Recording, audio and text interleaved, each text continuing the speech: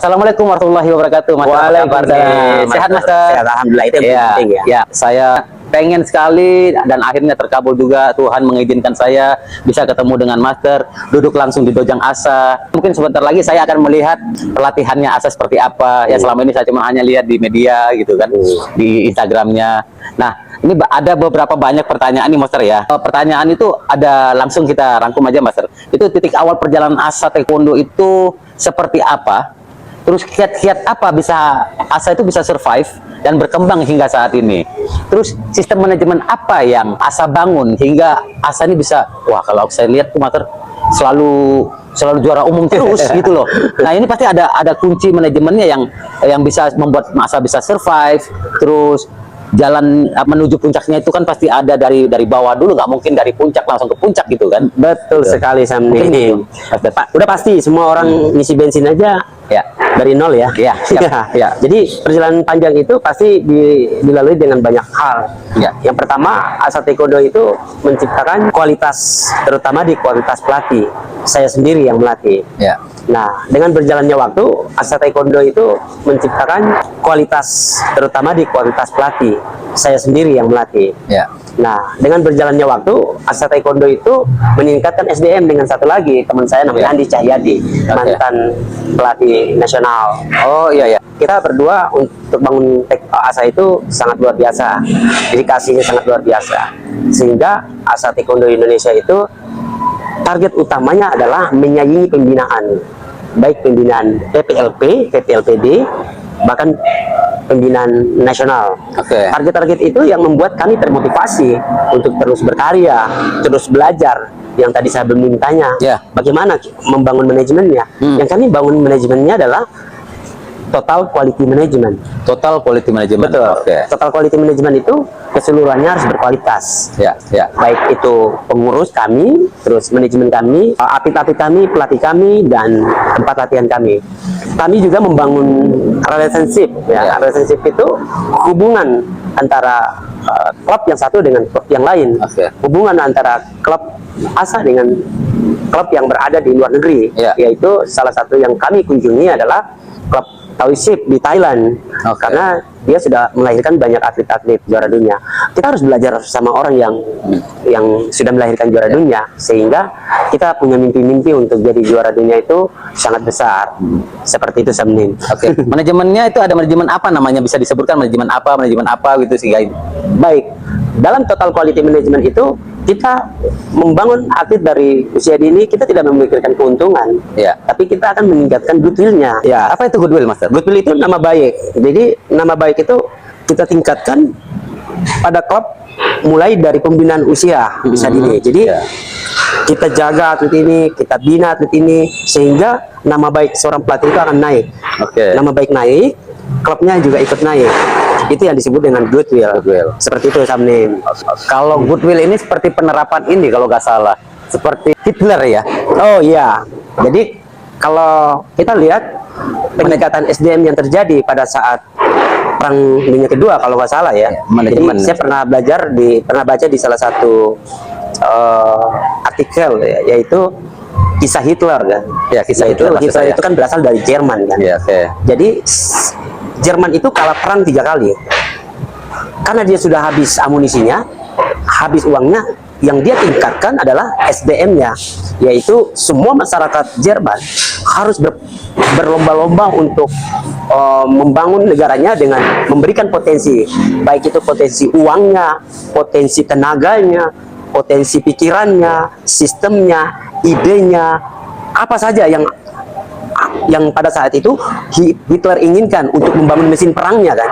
Sehingga Hitler itu dia bangkit dengan SDM-nya, mesin perangnya jadi, kekuatannya jadi, dia bisa berperang untuk negara siapa, dan dia bisa menguasai beberapa negara pada saat itu. Teamwork manajemennya memang sangat kuat. Betul. Itu yang mungkin saat ini diterapkan di Asa ya. Betul. Asa itu membangun SDM-nya yang menurut saya sangat luar biasa, karena Asa itu berkarya dalam badai kan. Wow. Jadi ibarat contoh begini. Baru dengar nih, berkarya dalam badai. Berkarya dalam badai. Tapi saya sangat bersyukur bahwa Asa itu mendapat tantangan yang luar biasa. Asa itu berkarya dalam badai. Kenapa saya bilang dihantam sana sini tapi dia tetap kuat? Karena saya menganggap bahwa besi yang pisau yang tajam itu lahir dari api yang panas. Api yang panas dan keluar dipukul sama palu yang keras, sehingga dia akan menjadi pisau yang tajam. Ya, di tempat terus ya Master ya. Di Betul, tempat terus, setuju akhirnya sekali. tajam ya gitu. Akhirnya tajam. Iya. Jadi teman-teman jangan takut dengan sesuatu hal yang menganggap kita buruk. Nah, Sekali kita berpikir positif, kegiatan ini positif, maka kegiatan ini akan berjalan dengan baik dan hasil karya itu akan tumbuh dengan baik. ya, semoga ke depan nih Asa ini bisa tambah. Tapi Asa ini ya bisa tambah sukses. Tapi ini Master, Asa ini kulihat bukan cuma hanya skala nasional, tapi udah main di internasional ya Master ya. Dan juara lagi gitu kan. Itu nah apa namanya? Mungkin di situ akhirnya bisa survive Asa. Nah, bukan cuma hanya di skala nasional seperti saya melihat di Instagramnya Asa Indonesia ataupun backpacker Indonesia, selalu juara umum di nasional, tapi di internasional juga Asa juara umum. Wah, ini kayaknya ini perlu banyak belajar banget dengan Master nih. Oke, Master, ini Master. Master ini putra daerah kelahiran kan kota Ternate. Berarti orang Ternate asli. Asli Orang Ternate. saya Ya? orang Ternate asli. Oke. Jadi mungkin banyak orang yang Nggak belum tahu. tapi saya pakai bahasa Ternate. Oh, begitu ya. Gimana tuh Pak Master? Bahasa Ternate. Bahasa Ternate. Fanari ini mencia Ternate aru-aru. Jadi kalau ngon waro fangari ua, maka ngon mencia Ternate ua. Mancia Ternate. Wah, oke Master ya. Nah, ini terkait ini Master. Terkait karena Master orang Ternate nih, tapi lama hidup di Jakarta dan membesarkan Asa dengan berkarya di dalam badai itu tadi. Nah, pernah nggak Mas? Kenapa kok Master kok orang Ternate, tapi nggak pernah bawa nama Maluku Utara gitu kan? Tapi saya dengar ada beberapa, bukan saya dengar lagi, saya pernah melihat langsung Master membawa nama daerah lain gitu. Nah, dan membawa nama yang baik pula gitu kan, dapat medali pula gitu kan. Nah, kenapa Master kok nggak Master sendiri yang nggak mau membawa nama daerah Master sendiri, tanah kelahirannya, atau memang daerah, mohon maaf ya Master ya, atau bagaimana gitu, saya nggak tahu gitu. Gimana Master? Sebenarnya begini Samnim, keinginan saya untuk kembali ke daerah itu sangat besar. Oke, bisa ya. dibilang kalau bukan 100% lagi, 1000%. Tetapi kan saya selalu terhalang sama tembok besar, jadi Oke. ya kan? Jadi keinginan saya untuk ke sana dan keinginan orang-orang sana untuk melihat saya itu kecil. Saya keinginan besar, orang sana kecil.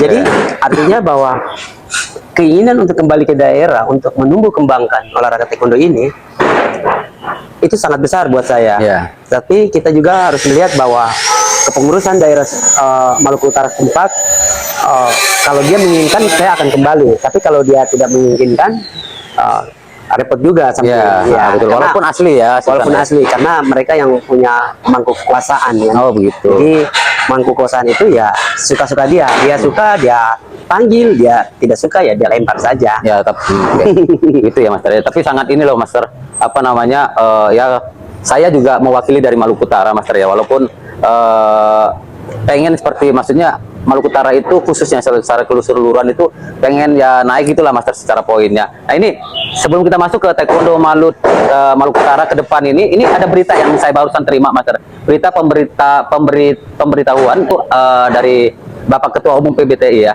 Ucapan syukur terima kasih kepada pengurus Pemprov, atlet pelatih yang saat ini ikut SEA Games 2025 di Thailand, yaitu dari Pemprov Banten, dan berhasil meraih medali emas nih dari Arya Danu. Nah, dan semoga Pemprov TI lain dapat melahirkan atlet-atlet nasional yang kita bisa mengharumkan nama Indonesia di kancah internasional. Nah, ini bagus sekali nih.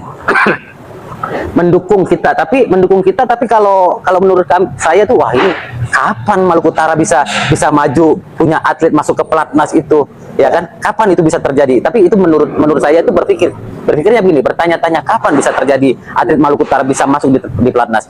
Kira-kira berapa tahun? Tapi kalau menurut Master, kira-kira bagaimana Master? Berapa tahun itu? Ya, Maluku Utara ya punya banyak potensi, ekonominya tinggi, tapi tidak didukung dengan baik atlet-atletnya secara finansial. Iya. Jadi kalau mau jadi juara jangan mimpi jadi juara. Kekuatan uangnya juga tersempit gitu. Iya, oke. Sempit. Jadi atlet ini mau berkembang akan sulit, sangat-sangat sulit. Oke. Seperti itu Sabni. Jadi kurang supportnya. Padahal wilayahnya wilayah kaya ya Master ya. Betul. Wilayah kalah. Pak Jokowi juga bilang bahwa pertumbuhan ekonomi tertinggi di Indonesia Maluku Utara 29,6%. Iya. Kalau tidak salah ya. Iya, benar. Berarti dengan pertumbuhan ekonomi itu Maluku Utara sebenarnya di sisi olahraga dia harus maju karena dia punya kekuatan uang. Ya. Iya kan? Iya, betul. Yang tadi saya sebutkan di awal pertanyaan Sabam tentang manajemen, bahwa Ya. yang harus kan diterapkan adalah total quality management. Ya. Semuanya harus berkualitas. Ya, betul. Ya, pengurus berkualitas, pejabat berkualitas, Ya. atletnya berkualitas, pelatihnya berkualitas, tempatnya berkualitas. Ya. Bahkan sekarang taekwondo itu bukan cuma lawan manusia, kita lawan alat. Iya, betul. Betul kan? Iya, betul, betul. Ha. Jadi alat sekarang itu sudah beberapa versi. Maluku Utara tidak punya. Satu pun tak punya. Uang banyak, alat tak punya. Itu jadi pertanyaan besar buat saya sebagai putra Maluku Utara. Apakah harus diberikan suatu pemahaman edukasi tentang kepelatihan seperti training camp dan lain-lain secara kontinu di Maluku Utara? Apakah itu bisa menunjang untuk atlet Maluku Utara secara SDM atletnya bisa naik sebagai ataupun bisa tembus sebagai atlet pelatnas gitu? Bisa, sangat bisa. Kita lihat kekuatan dan kelemahan. Kalau kita analisa SWOT, SWOT itu strength, weakness, opportunity, threat. Oke. Kekuatan, kelemahan, peluang, dan ancaman. Siap. Kalau kita lihat kekuatan Maluku Utara, kita lihat beberapa kekuatan finansial, kuat Maluku Utara itu. Secara Kekuatan- finansialnya secara ya. finansial kuat. Tapi kekuatan sumber daya manusianya itu di dalam lemah. Turun 1 miliar sampai 50 juta, repot. Oh begitu ya. Lemah. Yes, Nah, itu yes. yang membuat kita lemah di situ. Jadi keinginan untuk anak-anak ini berkembang ya sangat sulit. Ya, betul. Udah pasti. Oke. Nah, jadi kita harus bangun total quality management yang baik. Ya. Sehingga akan lahir atlet-atlet potensi yang tadi Sabang bilang, menuju ke nasional, Pelatnas akan ya. masuk ke pelatnas. Seperti itu Sabang. Ya, sangat sulit ya kalau gitu ya. Sangat sulit. Sangat sulit ya kalau masih menggunakan sistem-sistem manajemen seperti itu ya. Betul. Oke. Tadi kita sudah membahas tentang ASA nih, Master kan. Sudah dijabarkan, diceritakan panjang lebar tentang bagaimana sepak terjangnya ASA. Nah, kan sekarang kita masuk ke Taekwondo Malut ke depan nih. Nah, saat ini Taekwondo Malut di posisi peringkat bawah dalam perkembangan daya saing di event skala nasional jika dibandingkan dengan Taekwondo Indonesia bagian barat. Nah, bagaimana Taekwondo Maluku Utara bisa naik ke 10 besar hingga bisa mencapai 5 besar, bahkan bisa mencapai keurutan prestasi 1 seluruh Indonesia? Itu apa langkah-langkahnya, Master? Baik, ini pertanyaan yang luar biasa nih. Iya. Pertanyaan ini harus tanya ke ketua Pemprov. Gitu ya. Jangan ke saya ketua klub. Oh begitu ya. Tapi kan Master kan sosok, kalau saya melihatnya Master ini pelatihnya sangat luar biasa. Karena kenapa, Master? Saya mengikuti perjalanannya Master, ya, mengikuti perjalanan Master di Instagramnya. Malahan saya pernah melihat itu di Instagram. Master pernah diupload di Instagram itu bahwa ada dari daerah-daerah klub-klub dari daerah lain datang training camp di sini. Itu bukan daerah timur, malahan daerah yang terdekat di wilayah ini, contohnya dari Jakarta nggak jauh gitu kan, malahan datang ke sini Ya, gitu. betul Nah sekali. seperti itu, makanya saya tanya ke Master, bukan tanya ke ketua Pemprov, ya Baik, kan. baik. Nanti kalau saya jadi ketua Pemprov. Oh amin Master, amin. tapi saya akan jawab. Ya, oke, Jawab oke. gini. Tadi ini bilang bahwa Maluku Utara berada pada peringkat bawah. Iya, iya. Peringkat bawah itu apa langkah-langkahnya untuk menuju ke peringkat atas? Iya, heeh. Nah, yang tadi saya bilang bahwa Maluku Utara itu yang pertama peningkatan SDM-nya, yaitu SDM pelatih. SDM pelatih itu harus diberikan pembinaan-pembinaan. Iya. Pembinaan-pembinaan, baik pembinaan lokal maupun pembinaan nasional, bahkan Oke. internasional. Bahkan internasional. Bagaimana caranya? Kita bisa panggil orang ke sana, orang-orang yang berkualitas, pelatih-pelatih yang berkualitas, baik pelatih strength and conditioning maupun pelatih teknik. Banyak, saya kenal banyak teman-teman di Jakarta, bahkan pelatih internasional, saya juga kenal banyak pelatih-pelatih internasional untuk dibawa ke sana kalau kita Ya. punya kekuatan uang. Itu satu. Ataukah pelatih-pelatih dikirim ke Jakarta untuk melakukan pembinaan? Bahkan kita kirim ke luar negeri untuk melakukan pembinaan. Ya, ya. Sehingga pelatih-pelatih ini pulang, dia bina anak-anaknya, potensi anak-anak itu pasti naik. Naik, ya, Itu betul. yang pertama. Oke. Yang kedua, kualitas pertandingannya. Ya. Di Maluku Utara itu jarang sekali pertandingannya. Setahun bisa sekali, bahkan setahun enggak. Enggak, ya benar, Bahkan enggak ada. Benar. Betul tidak? Ya, malahan kita menyeberang terus. Bahkan orang-orang Ternate itu ke Manado, Ya, yang lebih dekat. Ambon, Ya, ke lebih Papua, dekat. itu juga naik kapal bisa habis 1 malam. Ya, Dalam perjalanan kosa. ya betul, Master. Ngos-ngosan maksudnya. Jadi belum sampai ke tempat pertandingan kita udah mabuk laut, iya kan? Nah ini yang menjadi kendala buat Maluku Utara. Bagaimana caranya kita tingkatkan kualitas pertandingan di Maluku Utara sendiri sehingga orang-orang lain itu datang ke sana, kan begitu? Ya. Iya kan? Ya, Pertandingan seperti apa? Pertandingan yang berkualitas. Ya, Itu yang kedua. Yang ketiga, kualitas wasit. Oke, ya. Wasit kita kan wasit nasionalnya minim sekali. Iya. Tapi sekarang udah tambah loh, Master. Sudah mulai bertambah. Ya, sudah mulai bertambah untuk wasit nasional ya. Kemarin kalau nggak salah tuh ada beberapa teman-teman, ada yang teman-teman dari taekwondo yang ikut diklat wasit nasional. Baik, Ya, baik. sudah ada lah. Alhamdulillah sudah ada ya. Jadi artinya bahwa kualitas wasit itu benar-benar kita tingkatkan, Ya. baik wasit lokal, nasional, bahkan kita internasional, Ya. tingkatkan sehingga total quality management itu akan terjadi. Ya. Nah, tingkatkan daya saing di Maluku Utara dengan meningkatkan hal-hal tadi, Ya. potensi SDM pelatihnya, terus SDM wasitnya, terus kualitas pertandingannya. Itu yang harus dibangun di Maluku Utara. Seperti itu. Ya. Oke, berarti meningkatkan SDM atletnya berarti harus disupport oleh menerapkan manajemen kepengurusan taekwondo di Maluku Utara ya. Betul. Di bawah kepengurusan Pemprov, Pemkab, Pemkor gitu ya. Iya. Berarti harus didukung support oleh dari badan pengurusnya dulu ya. Betul. Oke. Betul sekali. Oke. Jadi saya lihat bahwa pertanyaan kedua tadi yaitu mengarah ke asa taekwondo ya. Iya. Asa taekwondo Indonesia. Bagaimana asa taekwondo Indonesia bisa maju? Iya. Karena asa taekwondo Indonesia itu benar-benar menerapkan yang namanya kualitas, itu yang diutamakan. Kualitas pelatih. Nah, pelatih ini terus meningkatkan kualitasnya dengan belajar terus di luar negeri. Oke, ya. Karena taekwondo itu per 6 sampai 1 tahun itu ada perubahan-perubahan aturan. Perubahan-perubahan aturan itulah yang membuat kita pelatih untuk merubah pola permainan mereka. Itu yang pertama. Yang kedua, perubahan-perubahan atas tekniknya. Nah, perubahan teknik itu dia akan berpengaruh sama alat yang digunakan. Yang tadi di awal saya bilang bahwa alat yang digunakan beberapa versi itu dia akan melakukan perubahan-perubahan teknik tendangan. KPNP, Daido, terus sekarang yang Cina punya, terus ada lagi Daido K2, itu alat-alat itu akan mempengaruhi kita untuk melakukan perubahan-perubahan di dalam model kepelatihan. Dia punya sentuhannya itu, volumenya itu berbeda ya? Berbeda. Maka perbedaan itu yang membuat pelatih itu mempunyai kreativitas dalam melatih. Maka di ASA itu pelatih terus melakukan perubahan secara terus-menerus. Secara kontinu. Iya, kalau kita ASA itu menerapkan dua. Yang pertama, dia melakukan yang disebut dengan transformasi. Yang kalau kita nonton film itu transformer itu melakukan perubahan secara cepat. Hari ini kita bertanding dengan teknik yang lain, pertandingan besok kita harus berubah dengan teknik yang lain supaya lawan itu tidak baca, ya istilahnya seperti itu. Yang kedua, ASA itu melakukan perubahan secara terus-menerus.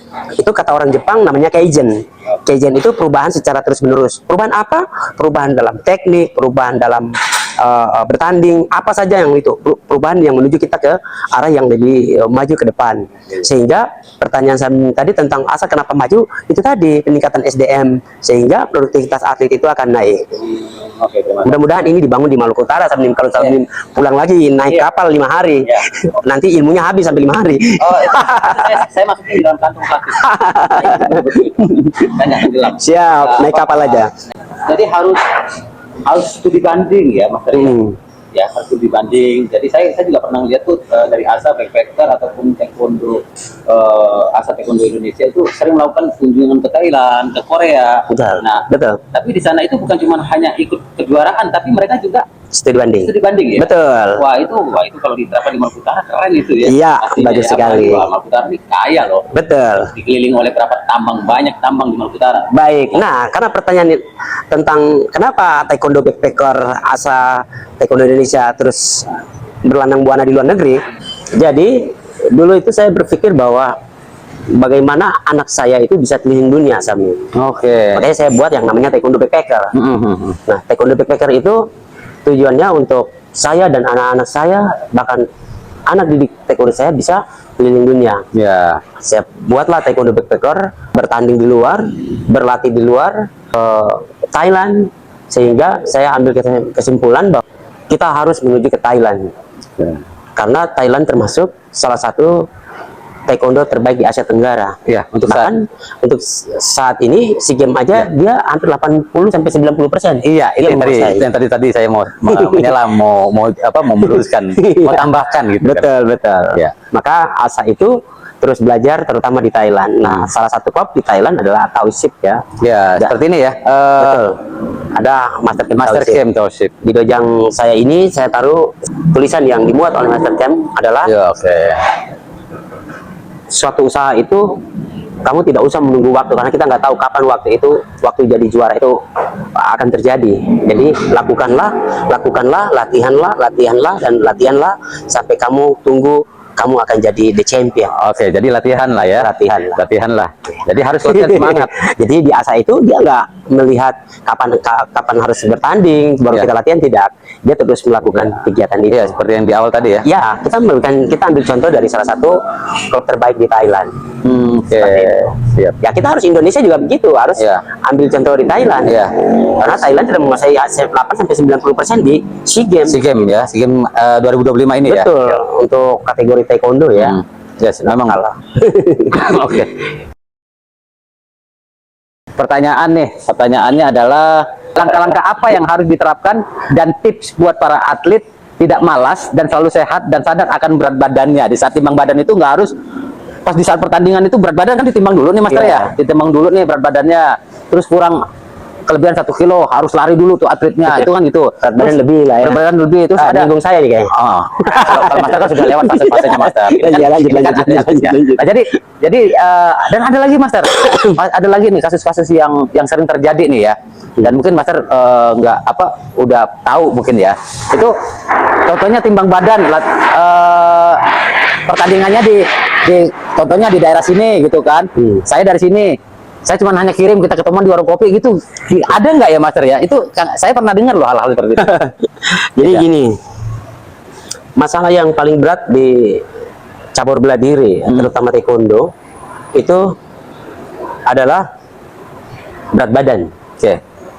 Oleh karena itu saya pernah mencoba salah satu event di Thailand, yaitu Heroes berapa saya lupa. Itu Heroes. saya ikut namanya kejuaraan The Master Champion. Ya, yang juara ya. Betul. Oke. Saya waktu itu berat badan 84 kilo. Tapi karena saya ikut kejuaraan itu, saya harus menurunkan 14 kilo karena harus saya main di under 70. 70. Oke. Tujuannya adalah saya mau mencoba aja menurunkan berat badan tanpa menggunakan jaket dan lain-lain. Mohon maaf saya potong dulu. Iya. Itu di usia berapa Master waktu itu? Kalau Sebagai di mana ada pertandingan Master ya? Master under over 35. Master kejuaraan Master under over Over 35 over 35. umur. Umurnya 35. 35 ke atas. Waktu itu usianya berapa? Usia saya Saya ini Master. 41 apa 38 lupa saya. Gitu ya. Tapi kalau ikutin gitu udah ngos-ngosan itu. Ngos-ngosan. Mungkin Ya. ada orang udah 2 itu. Itu bagaimana tuh tipsnya Master? Makanya untuk anak-anak generasi muda nih. Tipsnya adalah pertama harus konsisten. Ya. Konsisten dalam menjaga berat badan. Nah, kalau kita konsisten di pertandingan kita nanti berapa bulan lagi, kita konsisten. Tapi kalau kita tidak persisten, repot. Apa sih persisten? Persisten itu hal-hal yang mengganggu pada saat kita melakukan konsisten tadi. Misalnya kita melakukan diet itu 1 bulan, Ya. baru diet 1 hari, besok sudah mulai makan sana sini. Ya, itu namanya tidak persisten. Kita konsisten tapi tidak persisten. Jadi untuk hal berat badan tadi yang saya tanya, yang pertama adalah kita melakukan konsisten. Oke. Yang kedua, kita harus melakukan diet dengan kondisi nutrisi yang sesuai dengan apa yang kita konsumsi. Ya. Misalnya kalau konsumsi karbo terlalu tinggi, kita harus konsumsinya protein. Ya, Ya. nanti sambil baca-baca lagi di Siap. Google ya, Ya, siap. atau lihat di YouTube banyak Ya. secara diet. Masalah kepanitiaan nimbang di mana, nimbang di situ saya Iya, pernah, ya saya pernah sebut di podcast saya sebelumnya bahwa itu tidak dibenarkan ya. Iya, iya. Nah, karena itu nanti bukan meningkatkan potensi atlet, kita malah akan menghancurkan hati karir kita. Jadi timbang itu kalau bisa berkelas, ya kan. Lebih ke fair play ya. Fair play. Ciptakan fair play untuk timbangnya sesuai kelas, Iya, iya. terus timbang sesuai waktu, sesuai dengan aturan WT lah seperti itu. Oke. Mulai dari kejuaraan-kejuaraan yang bersifat kecil, jangan dianggap remeh seperti itu. Oh, Oke. Master, ini terakhir nih sebelum kita akhiri ya. Ini waktu saya datang kemari itu saya ada melihat pergerakan yang, wah, kok seorang Master ada naik-naik ini mau latihan apa mau nukang nih ya kan ini soalnya saya ada lihat nih Master ya, ini ada sebuah ruangan yang mau dibangun, ini untuk apa nih Master? Apakah untuk nambah perlengkapan persiapan menyimpan barang-barang ataupun apa, untuk apa nih Master? Oke, jadi begini teman-teman, Di Asa ini banyak sekali yang datang dari daerah sebenarnya. Iya. Oke. Master, ini terakhir nih sebelum kita akhiri ya. Waktu saya datang kemari itu saya ada melihat pergerakan yang, kok seorang master ada naik-naik ini mau latihan apa mau nukang nih? Iya kan? Ini soalnya saya ada lihat nih master ya. Ini ada sebuah ruangan yang mau dibangun. Ini untuk apa nih master? Apakah untuk nambah untuk perlengkapan menyimpan barang-barang ataupun apa? Untuk apa nih master? Oke, jadi begini teman-teman, di Asa ini banyak sekali yang datang dari daerah sebenarnya. Iya. Di berbagai macam provinsi. Berbagai macam manusia, tak kaya, miskin itu datang ke sini. Berbagai macam keluhan ya. Kalau dia ngekos habis banyak biaya. Betul. Kalau dia tinggal di hotel orang kaya. Bagaimana dengan orang-orang yang tidak mampu? Datang ke sini mau ketemu di Asa aja dia luar biasa. Ada salah satu anak dari NTT waktu itu pernah posting juga kita. Itu namanya Immanuel ya, laki-laki. Dia ngekos dekat sini sampai dia biaya habis ya. Terus dia tidur di dalam dojang ini. Kan saya melihat itu, saya sampai menangis gitu.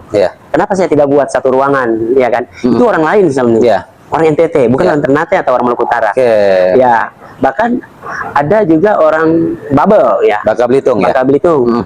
Ada juga orang Kalsel. Yaitu berasal dari Kota Baru. Kalimantan Selatan ya. Banyak sekali yang pengen mencari ilmu tapi kurang biaya. Oleh karena itu di Asa ini kita menyediakan tempat untuk para atlet.